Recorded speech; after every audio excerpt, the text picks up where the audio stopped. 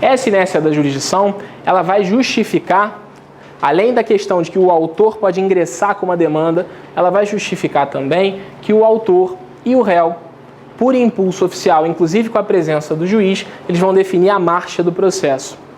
Antigamente tinha um livro da Ada Pellegrini que tinha esse título, por isso que eu botei a marcha aqui para vocês. Como assim marcha do processo? O impulso oficial lá do artigo 2º, ele vai significar o seguinte: quem vai definir se é a produção de mais provas ou menos provas são as partes, é o juiz. Quem vai definir se aquele processo vai ser rápido ou demorado vão ser as próprias partes, vão ser o juiz. Isso também, de alguma forma, representa essa ideia de inércia da jurisdição. Se ninguém provocar, ela vai ficar lá, demorando o tempo necessário. Quando a gente estuda, ouve essa expressão razoável duração do processo, o que é isso? O que significa que um processo tem que durar o tempo razoável? Significa necessariamente que ele é rápido? Não necessariamente. Uma jurisdição razoavelmente durável é aquela jurisdição que demora o tempo exatamente necessário para uma decisão justa. Por isso que muitas pessoas criticam, às vezes, o rito célere do juizado especial. Você vai lá, faz a ação, não precisa de advogado dependendo do valor, tudo se resolve rápido, mas você tem que pensar também, por outro lado, se o réu pode se defender eficazmente.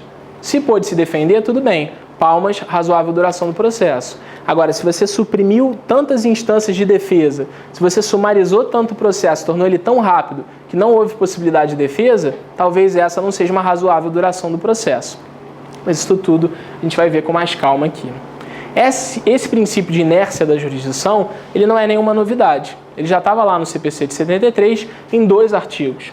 No artigo 262, que falava que o processo civil se inicia por iniciativa da parte, mas se desenvolve por impulso oficial, muito parecido com o que a gente viu no artigo 2º do novo CPC, e havia também o artigo 2º do CPC de 73, que falava, com ainda mais clareza, o princípio da inércia da jurisdição.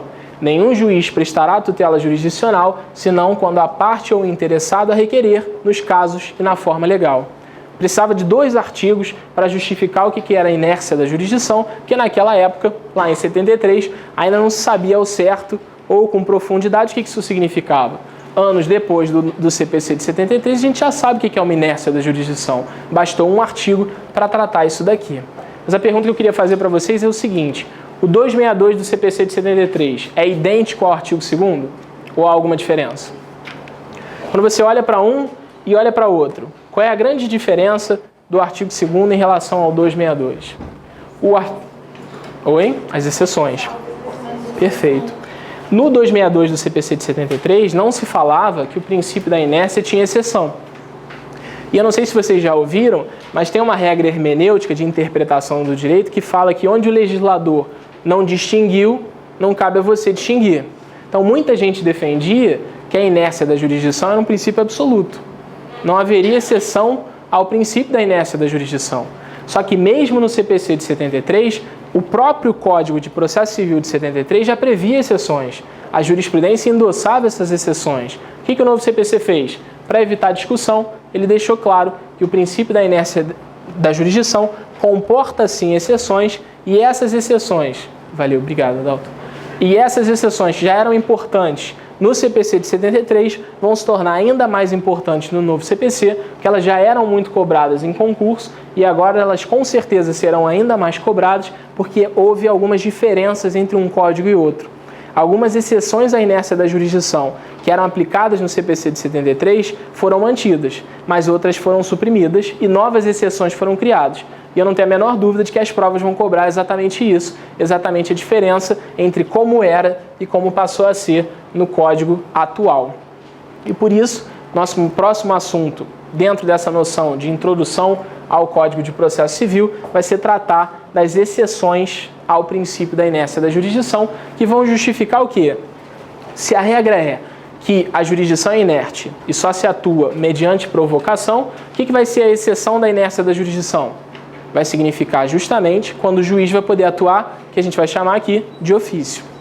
Quando o juiz puder atuar de ofício, iniciar um processo de ofício ou desenvolver um processo de ofício, sem que as partes requeram essa providência, a gente vai ter na prática uma exceção ao princípio da inércia da jurisdição. E com isso, dentro das exceções da inércia da jurisdição, como eu já falei para vocês, há algumas diferenças. No CPC de 73, a inércia que era a exceção ao princípio da inércia da jurisdição, que era a mais abordada pela doutrina e a mais cobrada em prova de concurso, era aquela inércia que eu nem ia botar para vocês tentarem adivinhar, mas como todo mundo sempre escuta esse exemplo, é o princípio que afastava a inércia da jurisdição no inventário. Pela inércia da jurisdição, quem é que tem que entrar com uma ação de inventário? As partes interessadas, quem tem legitimidade para requerer a abertura da sucessão. Lá no CPC anterior, você tinha uma exceção. O que se dizia no CPC anterior? O juiz determinará de ofício que se inicie o inventário. O que isso significa? Esse artigo 989 dizia o seguinte: a regra é que a jurisdição está inerte, as partes vão provocar.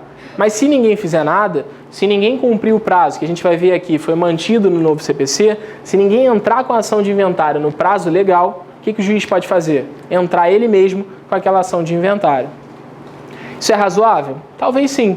Se a situação de inventário precisa ser resolvida, aqueles bens já foram transferidos fictamente, alguém precisa saber quem é o verdadeiro proprietário daquilo ali, o judiciário precisa dar uma solução a essa questão.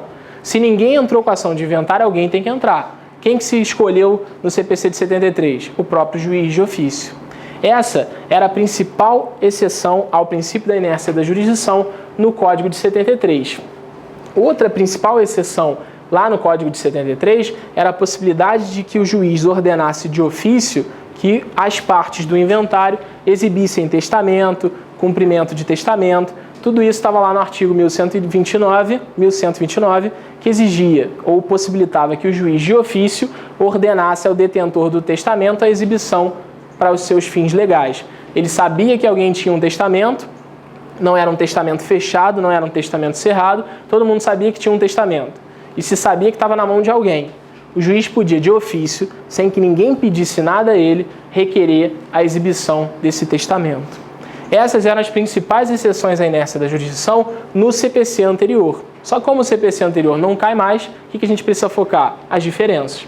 Essas duas, por que eu trouxe para vocês? São os primeiros exemplos de exceções não mantidas pelo CPC de 2015.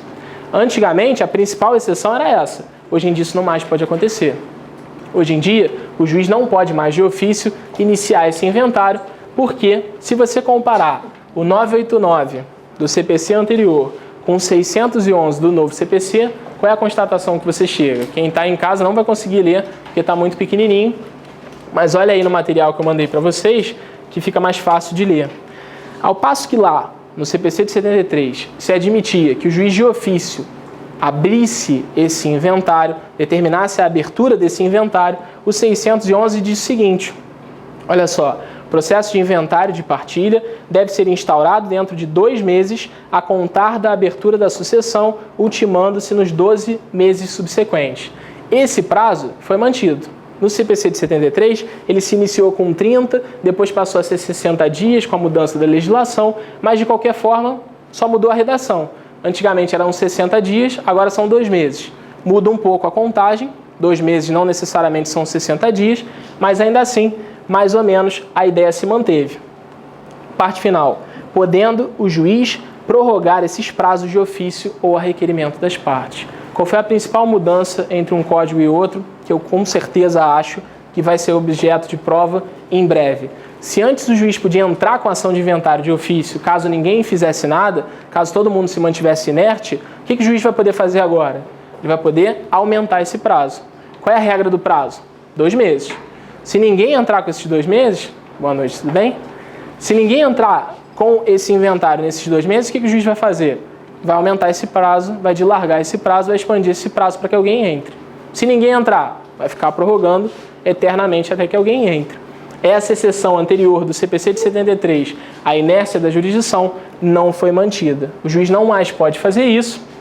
E para tornar isso ainda mais claro, o artigo 615 do novo CPC disse o seguinte: o requerimento do inventário da partilha incumbe a quem estiver na posse e na administração do bem. Nenhuma novidade, já era assim no CPC anterior. Nas nossas aulas de civil a gente vai aprender que quando há a morte de alguém, um dos efeitos dessa morte é a transmissão imediata dos direitos de propriedade. Como o Código Civil foi inspirado no Código Civil francês, se afirmou que isso era o direito de sésine. Assim que alguém morre, a propriedade é transmitida automaticamente para os herdeiros. O que esse artigo 615 do novo CPC falou? Isso com outras palavras. Alguém morreu, o que acontece?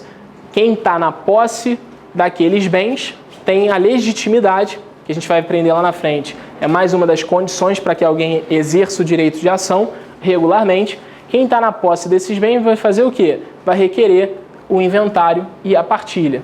Se ninguém estiver na posse desses bens, o 616 trouxe uma ordem de quem pode efetivamente exercer essa legitimidade de abrir o inventário. Em momento algum aqui se fala no juiz. O cônjuge ou o companheiro que se manteve vivo, o herdeiro, o legatário, o testamenteiro, o cessionário do herdeiro ou do legatário, o credor do herdeiro, o Ministério Público, a Fazenda Pública, o administrador judicial. Em momento algum se falou no juiz. O juiz não pode mais entrar com uma ação de inventário de ofício. E com certeza, eu acho, isso vai ser objeto de prova em breve. Aquela outra exceção que eu falei para vocês, que estava lá no CPC de 73, que não foi mantida, é a possibilidade de que o juiz requeira a exibição do testamento. O artigo 1129 do CPC de 73 não foi mantido pelo CPC de 2015. O equivalente que a gente tem hoje em dia é o 736, que diz de modo diverso. O que ele fala? Qualquer interessado, exibindo o translado ou a certidão de testamento público, poderá requerer ao juiz que ordene o seu cumprimento, observando-se no que couber o disposto nos parágrafos do artigo 735. Redação muito diferente do CPC de 73. Se ninguém exibisse o testamento, o que o juiz fazia? Olha só, ainda que ninguém tenha me pedido nada, eu quero que você exiba porque eu sei com quem está. O que o CPC de 2015 fez? Não é bem assim. Eu vou verificar e as partes é que vão poder requerer que alguém, de alguma forma, exiba esse testamento. Se ninguém requerer, o que acontece? Vai ficar se postergando aquele processo indeterminadamente. Será que isso atua em prol da celeridade da jurisdição? Da efetividade da jurisdição? Talvez não, mas foi a solução que o CPC de 2015 pensou. Há até um artigo do 995, que era a ação dos sonegados, que era o seguinte: a ação dos sonegados você faz quando você percebe que o inventariante, que é aquele que está gerindo os bens do inventário, não está cumprindo as suas funções. Se você verifica que o inventariante, que é quem tem que tocar o inventário, não está fazendo o que tem que fazer, você podia ingressar com uma ação de sonegados para que você tirasse aquele inventariante. Isso estava lá no CPC de 73 e isso foi, de alguma forma, alterado pelo CPC de 2015. Por quê? O CPC de 73 dava a possibilidade de que o juiz fizesse essa remoção de ofício ou só por requerimento. O 995 não mencionava de ofício. O que o CPC de 2015 fez? Deixou claro isso. Se o juiz percebe que o inventariante não está cumprindo com seus deveres de inventariança, ele de ofício pode determinar a remoção daquele inventariante, pode ele mesmo promover a sonegação daquele inventariante. De alguma forma, isso é mais uma exceção do princípio da inércia da jurisdição. Como é que esse inventariante vai se defender? A gente vai ver lá nas nossas aulas de recurso que antigamente, se tratasse de uma decisão interlocutória, qual era o recurso cabível? Um agravo de instrumento. Hoje em dia, no novo CPC, não tem mais agravo retido. O agravo de instrumento está mantido, mas agora ele só é admitido nas hipóteses taxativas. Se isso aqui não estiver lá e não está, o que acontece? Você não pode fazer nada. Aí você tentou dar um quê de celeridade no novo Código de Processo Civil que na prática não vai acontecer. Porque esse inventariante que se recusar a aceitar essa decisão não vai ficar quietinho. Alguma coisa ele vai ter que fazer. O que ele vai poder fazer? Se fosse no CPC de 73, ele podia entrar com uma ação cautelar. Não existe mais ação cautelar. O que ele vai poder fazer? Se não for o caso aqui de recurso, vai poder entrar com mandado de segurança, que vai demorar, vai mover a jurisdição, vai demandar muito mais trabalho do que se você admitisse que ele talvez recorresse daquela decisão interlocutória. Mas foi a solução que eles pensaram. Então essa é mais uma diferença que também pode ser cobrada, porque agora você está claro aqui que essa ação de sonegação pode ser requerida de ofício pelo próprio juiz, coisa que não acontecia no 995 do CPC anterior, certo? Além dessas exceções, que eu considero as exceções mais importantes, há algumas outras exceções que eu queria falar com vocês, que vai que elas caem numa prova e vocês não conheciam e aí não marcam justamente por não conhecerem. Aquelas ali são as mais importantes. Quase certeza que elas vão ser perguntadas. As próximas não é que elas não sejam importantes, são importantes também, mas são menos importantes do que aquelas que eu falei para vocês. As outras exceções que estão no novo Código de Processo Civil e que merecem ser conhecidas, de alguma forma vão traduzir algumas grandes novidades do novo CPC. Muitos institutos que existiam no CPC de 73 foram abolidos do CPC de 2015. E mais uma vez eu falo para vocês, essa diferença entre o que existia e o que não existe mais, com certeza vai ser cobrado em prova. Suscitação do conflito de competência. Primeiro, o que é um conflito de competência? Conflito de competência, ele pode se dar de duas formas. Ou você tem um conflito de competência positivo, ou você tem um conflito de competência negativo. Qual é a diferença? No conflito de competência positivo, dois órgãos julgadores se admitem competentes. Esse aqui acha que pode julgar e esse aqui também acha que pode julgar. Como os dois não vão poder julgar aquilo ali, um vai ter que ser declarado competente para decidir aquela matéria. No conflito de competência negativo, o que acontece? Os dois estão dizendo que não tem que julgar. Está todo mundo ali brincando de batata quente. Só que alguém desses vai ter que incumbir esse ônus de julgar essa demanda. Alguém vai ter que criar um incidente de conflito de competência para resolver essa questão. O que mudou? Como é que era no CPC anterior e como é que passou a ser?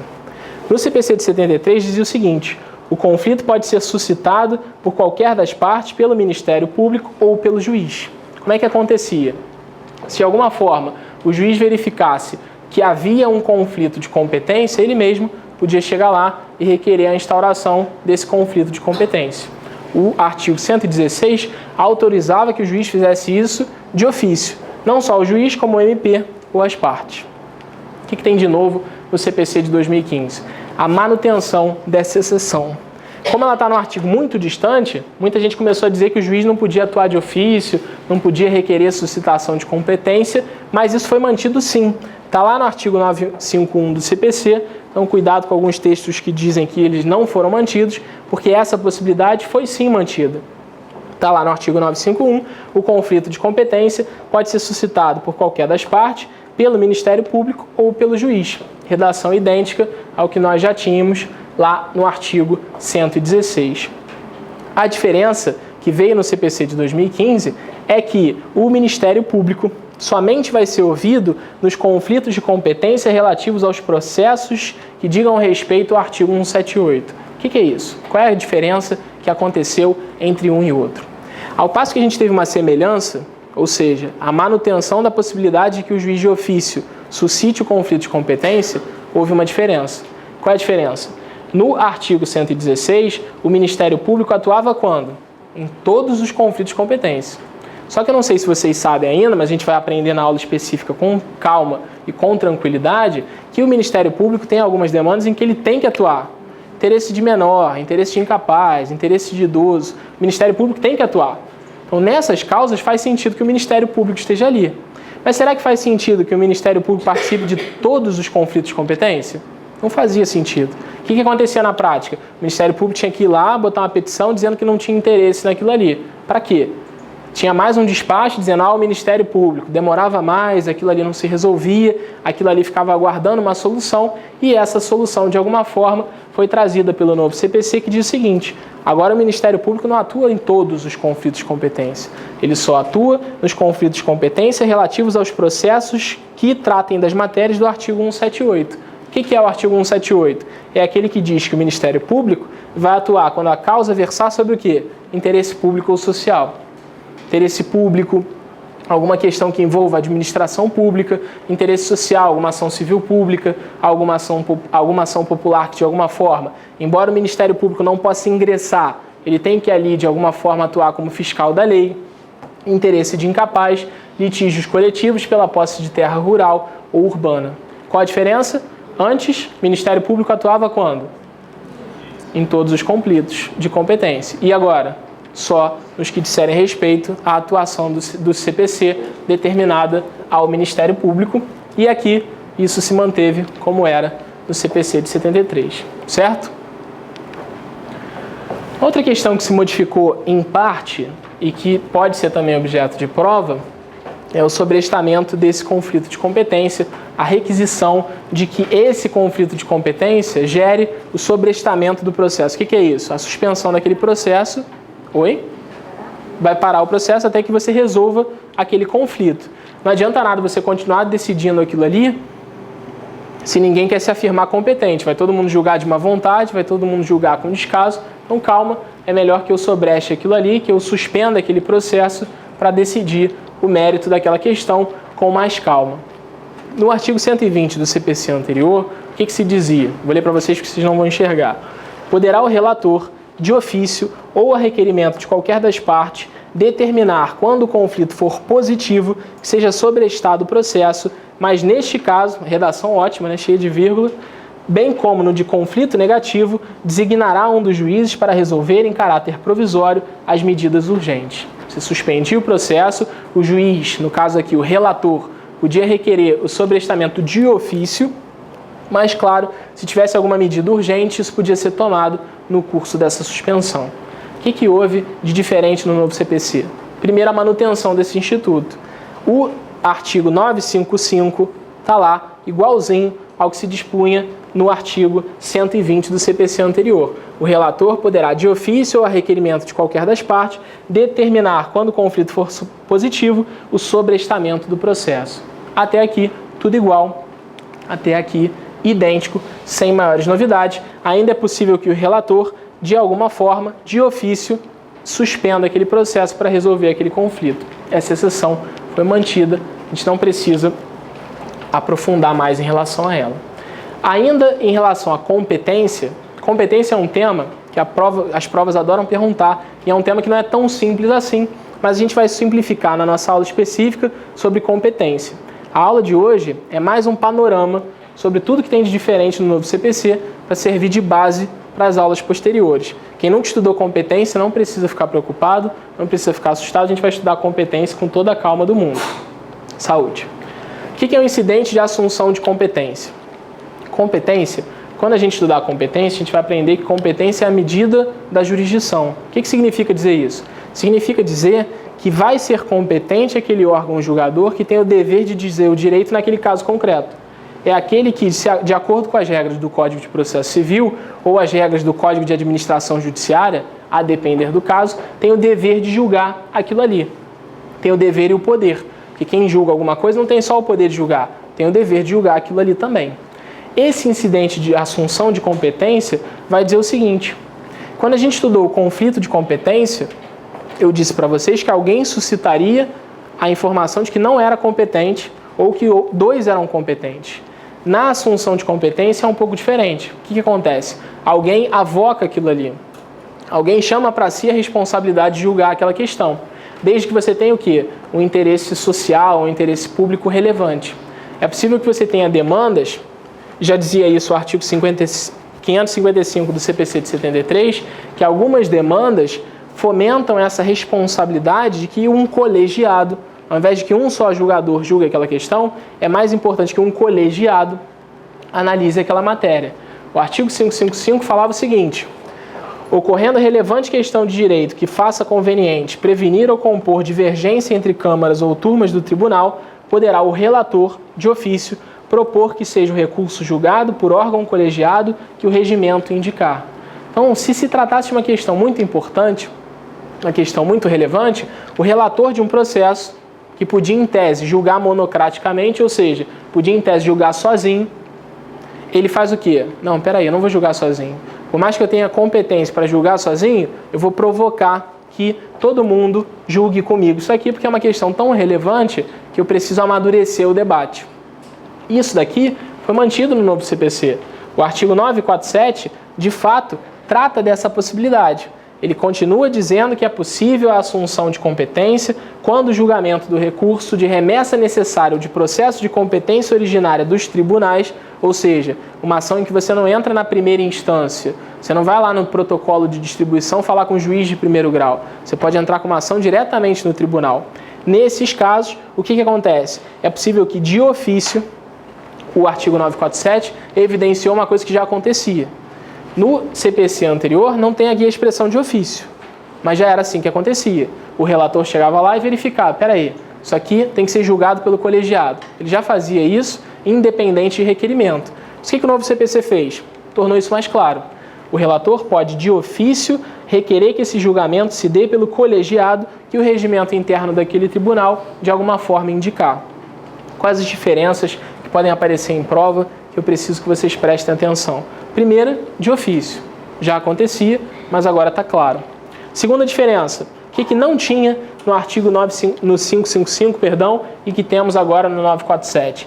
A menção, a especificação de que agora o incidente de assunção de competência pode se dar em casos mais amplos do que simplesmente no recurso de apelação ou de agravo. Enquanto o 555 vinculava essa assunção só na apelação e no agravo, o 947 foi mais amplo. O que ele falou? Recurso. Qual recurso? Qualquer um. É possível que você pense isso no agravo interno, é possível que você pense isso no embargo de declaração. Difícil. Ninguém nem quer julgar um embargo de declaração, que dirá provocar um colegiado para analisar isso. Mas, de alguma forma, recurso é muito mais amplo do que você entender apelação e agravo. Além do recurso, remessa necessária. O que é isso? O que é remessa necessária? Quando a gente estudar mais lá na frente a aplicação das decisões judiciais, da eficácia das sentenças, da eficácia das decisões judiciais, a gente vai estudar um negócio chamado reexame necessário. O que é o reexame necessário em linhas gerais? Reexame necessário é uma condição de eficácia da sentença. Como assim? Um dos possíveis réus num processo é a Fazenda Pública. Quem que é a Fazenda Pública em linhas gerais? Estado, União, município, Distrito Federal. Hoje em dia, também Correio. Você pode também processar como Fazenda Pública autarquia. Enfim, todos esses estão dentro do conceito de Fazenda Pública. Quando você processa essas pessoas, sobre essas pessoas, o que tem pairando sobre elas? Um interesse o quê? Um interesse público. Então, caso essas pessoas, de alguma forma, sejam condenadas em algum valor, em tese, quem que vai ser prejudicado com essa condenação? A sociedade. Então, pensando nisso, o que o código pensou? O que o código refletiu? O que o código raciocinou? Vou criar um negócio chamado remessa necessária para, dependendo dos casos, dependendo do valor, esse processo, ainda que não tenha recurso, ainda que não tenha uma apelação, esse processo seja revisto pelo tribunal.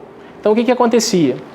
Por exemplo, se processava o Estado perdia, e o Estado se conformava com aquele perdimento, ele ficava satisfeito com aquela condenação, não apelava, não recorria.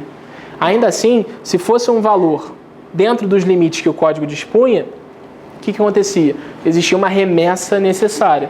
Obrigatoriamente, ele teria que ser revisto pelo tribunal.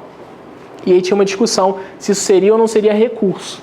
Quando a gente estudar recursos, uma das características que eu vou falar para vocês é que o recurso é um remédio voluntário. Você escolhe se você vai recorrer ou não. Não é todo mundo que recorre. Para a pessoa recorrer de alguma coisa, para a pessoa provocar a extensão do direito de ação e rediscutir aquela matéria, devolver aquela matéria a um tribunal, ele tem que querer.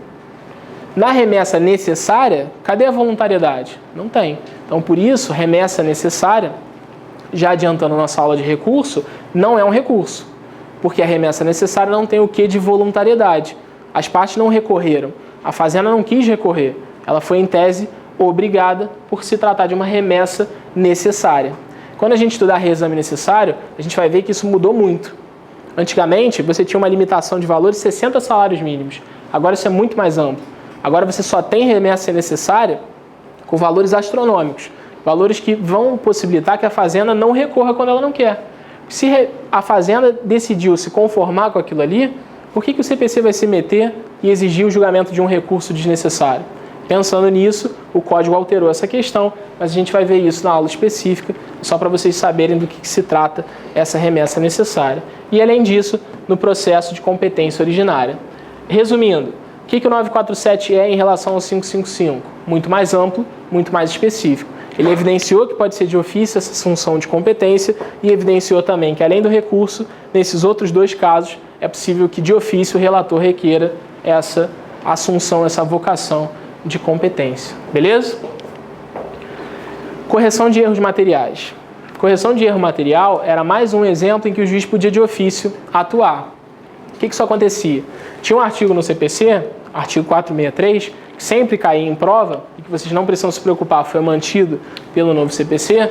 Ele dizia que, uma vez sentenciado o processo, o juiz não pode rever aquilo ali. Já foi decidido, acabou.